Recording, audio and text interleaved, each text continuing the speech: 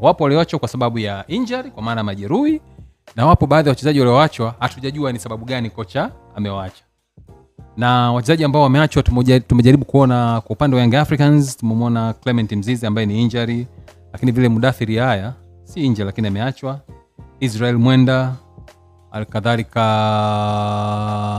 kwa upande wa Yanga, nadhani hao tu.